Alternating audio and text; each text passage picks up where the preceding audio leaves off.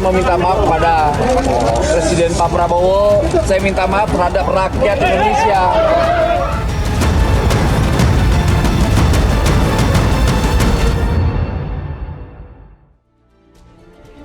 Selamat malam pemirsa. OTT KPK terhadap mantan Wamenaker Immanuel Ebenezer menjadi setitik nilai yang mencoreng citra pemerintahan Presiden Prabowo Subianto. Kasus yang menjerat Noel terjadi di tengah tingginya tingkat kepuasan publik terhadap kinerja pemerintah. Hasil survei Indonesian Social Survey atau ISS pada Juli 2025 menghasilkan 78% responden mengaku puas. Faktor utama kepuasan publik disebut datang dari tingkat kepercayaan masyarakat terhadap sosok Presiden Prabowo yang dianggap mampu memberi harapan bahwa Indonesia akan bergerak ke arah yang lebih baik. Mewujudkan pemerintah yang bersih dan melayani rakyat adalah kontrak politik sejak Presiden Prabowo dilantik. Namun kasus Noel mengungkap aksi preman-preman berdasi yang memeras rakyat kecil di negeri ini. Tarif resmi sertifikasi K3 sebesar Rp275.000, namun yang dibayarkan hingga Rp6 juta. Jika tidak membayar lebih, maka para tersangka memperlambat, mempersulit, atau bahkan tidak memproses permohonan pembuatan sertifikasi K3. KPK menduga uang hasil pemerasan sebesar Rp3 miliar mengalir ke Noel. Presiden Prabowo Subianto langsung memecat Noel di hari yang sama KPK menetapkan Noel sebagai tersangka. Apakah keputusan cepat ini mampu menjaga citra istana? Apakah langkah hukum KPK sudah tepat dalam menjerat Noel? Apakah negara makin keras atau makin permisif terhadap koruptor? Dan bagaimana membersihkan birokrasi dari beragam modus korupsi? Bersama saya Evo Mondo, inilah Top Issue kasus Noel, alarm pemberantasan korupsi.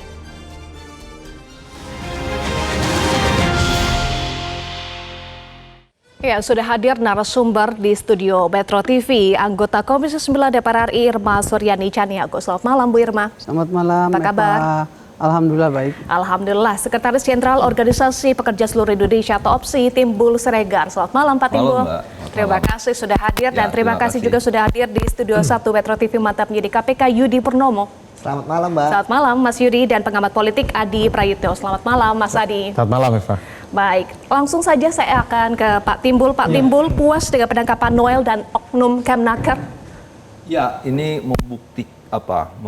menguak ya bahwa persoalan di Kementerian Tenaga Kerja itu banyak. Memang di Kementerian Tenaga Kerja itu kan banyak proses perizinan, pendaftaran ya. Kemarin itu yang tenaga kerja asing, sekarang K3. Mungkin besok apa lagi?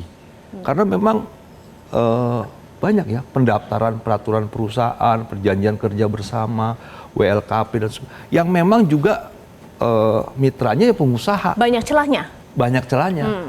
Jadi tentunya proses-proses ini yang berpotensi akan akan menjadi masalah berikutnya, ya. Nah, tentunya ini kan juga menguak tabir bahwa persoalan-persoalan ini kan yang sangat terkait dengan nasib pekerja di tempat kerja kan. Bahwa memang secara yuridis ada Undang-Undang 1 tahun 70 harus aman tuh tempat kerja supaya pekerja bisa tidak kena kecelakaan kerja, tidak kena penyakit akibat kerja. Diturunkan lagi di Undang-Undang 13 2003 pasal 86, 87 sampai 87 itu harus ada SMK 3, sistem manajemen K3 yang diturunkan di PP 50 2012 tentang penerapan operasional SMK 3 yang di pasal 10-nya kewenangan itu harus ada buktinya yaitu izin itu sertifikat itu dan pasal 12-nya perusahaan wajib menunjuk SDM perusahaannya untuk memiliki itu. Nah, jadi ada kebutuhan dari perusahaan mendapatkan SDM yang memiliki kompetensi K3 itu. Betul, banyak perizinan, banyak celah, salah satunya adalah K3 ini ya. Jadi yang paling dirugikan dari sindikat K3 ini buruh atau perusahaannya Pak Timbul? Ya tentunya kalau nanti tidak aman, ya buruhnya. Tapi perusahaan juga, kan ini bisa menjadi syarat untuk tender. Betul. Syarat untuk mendapatkan proyek dan sebagainya. Nah, jadi kalau memang ini nggak dapat, ya dia nggak bisa juga. Artinya SMK 3-nya nggak ada, SDM-nya nggak dapat sertifikat, ya perusahaannya juga rugi. Ya. Kita bahas soal perlindungan pekerja ya, karena kan ini outputnya adalah perlindungan pekerja. Seberapa penting sebetulnya K3 untuk perlindungan pekerja, Pak Timbul?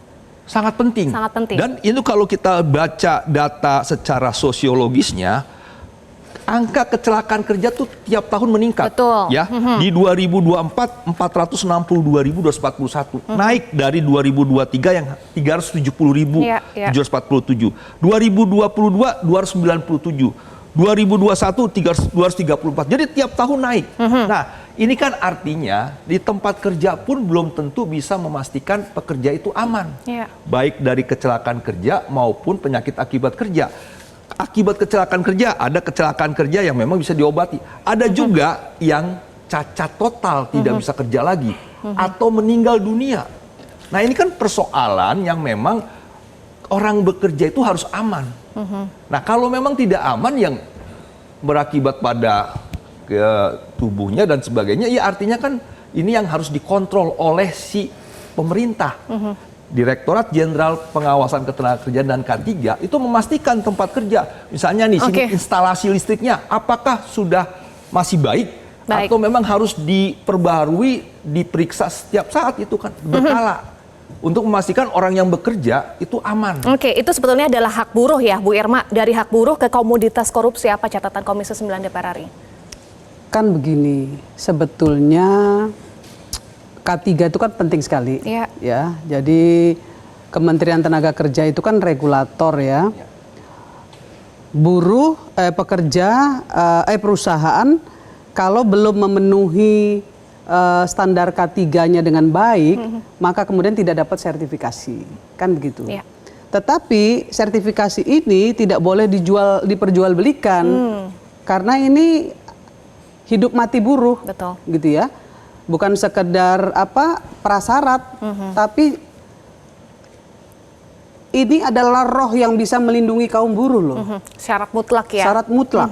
Ya, bagaimana buruh terlindungi bukan hanya sekedar keselamatan kerjanya, tapi juga keselamatan pekerjaannya. Kan seperti itu. Nah, bagaimana mungkin yang namanya regulator kemudian justru malah kontraproduktif gitu ya, memperjualbelikan sertifikasi hanya sekedar untuk kepentingan pribadi. Nah, ini menurut saya sudah satu hal yang luar biasa buruk dan harus segera diperbaiki. Banyak kasus seperti yang tadi Adinda Timbul sampaikan tadi di Kemenaker itu sudah banyak ya. Satu dirjennya Pak Ibu Rumondang ya, itu sudah ditahan. Kemudian ada masalah tenaga kerja asing lagi.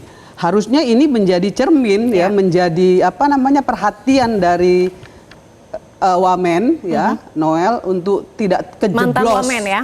Mantan Wamen ini nggak kejeblos di kasus ketiga, keempat, kelima, kan sepertinya harusnya seperti itu. Dia harusnya kalau tahu dia harus stop itu, dia harus memberhentikan itu. Bukan malah ikutin arusnya. Bukan malah masuk kecebur di dalamnya. Nanti kita bahas lagi. Saya ingin beralih ke Mas Yudi dulu. Mas Yudi, skema korupsi K3 sudah terjadi sejak 2019, bahkan nilai punglinya sampai 81 miliar rupiah. Mas Yudi, saat menjadi penyidik, apakah sudah mengendus indikasi sindikat K3 ini? Ya, kalau kita melihat ya dari apa yang disampaikan oleh KPK, kan pengaduannya kan baru masuk beberapa waktu belakangan ini ya. Namun kemudian KPK berhasil membongkar bahwa bukan hanya korupsi yang terjadi pada saat OTT, tapi ternyata jauh ke belakang. Hal ini terjadi karena apa? Karena pertama ya, orang-orang ini kan mereka bermain di ruang gelap. Hanya circle di antara mereka untuk kemudian membangun jaringan kerajaan kecil. Ya, kemudian yang kedua, mereka memberikan upeti ya kepada atasan-atasannya sebagai backing ya, bahwa apa yang mereka lakukan memang sudah sepengetahuan atasannya. Ya, dalam hal ini para pejabatnya. Kemudian yang ketiga, ini terkait dengan aturan ataupun sistem yang sangat jelimet ya, yang istilahnya tidak langsung antara para pekerja ataupun perusahaan dengan Kemenaker, tetapi ada tangan-tangan yang lainnya.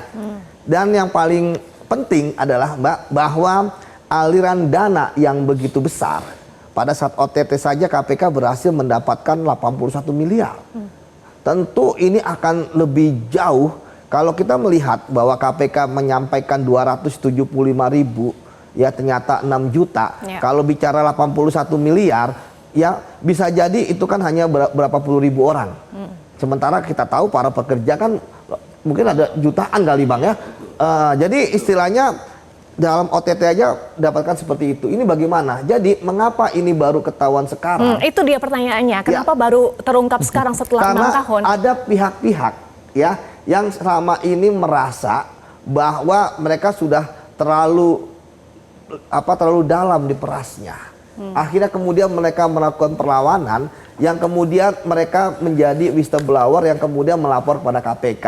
Bagaimana internal dari Kemenaker? Saya pikir Kemenaker sudah banyak sekali kasus korupsi diungkap ya oleh KPK gitu, bukan hanya periode ini tapi periode sebelumnya yang kita tahu bahwa tidak ada perubahan. Hal ini terjadi kenapa? Saya pikir pencegahan korupsi juga gagal di sana. Mengapa gagal?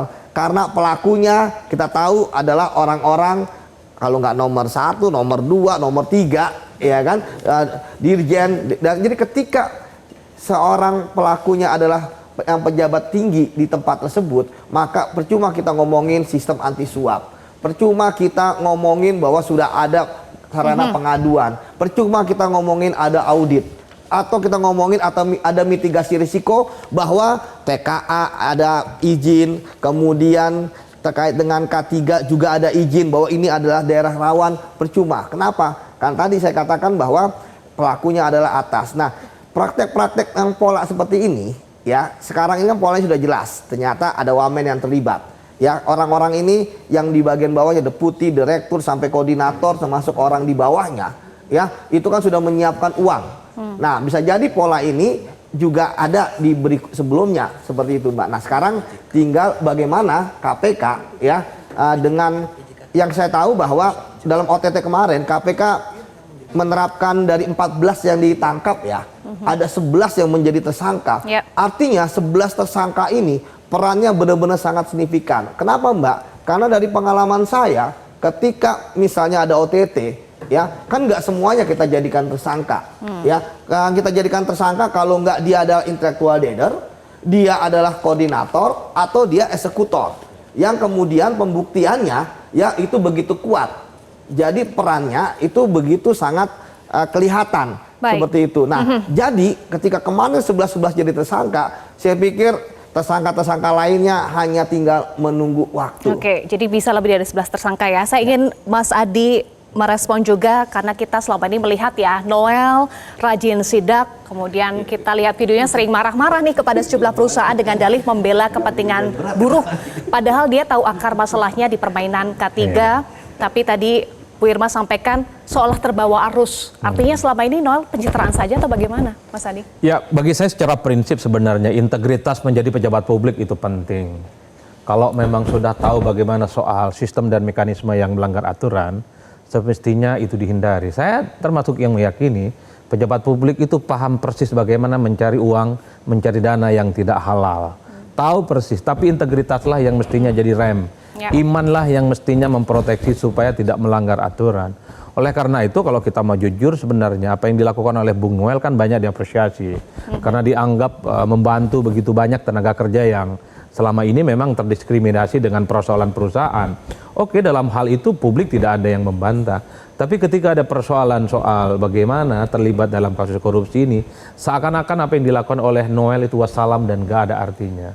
Jadi saya ingin katakan adalah bahwa di pemerintahan kali ini, jangan pernah ada orang yang merasa so asik dan so akrab lah dengan pemerintahan. Karena sudah 10 bulan pemerintahan Prabowo dan Gibran itu menunjukkan siapapun dia, kalau dia memang terindikasi melakukan tindakan-tindakan korupsi, tak ada ampun. Kan sudah banyak contohnya, soal PT Timah, soal di di Pertamina dan seterusnya. Itu bagi saya mestinya jadi trigger bagi pejabat-pejabat publik, siapapun dia pejabat publiknya, ada keseriusan untuk melakukan persoalan tindakan-tindakan korupsi di era pemerintahan kali ini tidak main-main. Kejaksaan Agung diapresiasi, KPK juga mulai diapresiasi, dianggap sudah mulai menunjukkan taringnya. Bagi saya Eva ke depan ini adalah semacam pesan penting, apalagi kalau kita mengquote apa yang disampaikan oleh Prabowo Subianto. Jadi kalau melanggar aturan, terindikasi korupsi, tak pandang bulu dia, mau partai apapun, agama apapun, suku apapun katanya dieksekusi. Oleh karena itu bagi saya memang untuk membenahi bagaimana Indonesia menjadi bangsa yang besar, salah satunya memang adalah persoalan korupsi. Kalau kita membaca satu persatu bukunya Pak Prabowo Subianto soal paradok Indonesia, salah satunya adalah temuan soal kebocoran-kebocoran. Prabowo hari ini adalah presiden dan saya kira komitmen terkait dengan pemberantasan korupsi harus terus ditingkatkan supaya kebocoran-kebocoran itu tidak terulang. Oke, betul. Tadi Anda sampaikan jangan so asik dan so akrab terhadap pemerintah ya. Apakah permintaan amnesti adalah bentuk so asik dan juga so akrab terhadap pemerintah? Nanti dijawab saja, pemirsa tetaplah bersama kami di Top Issue.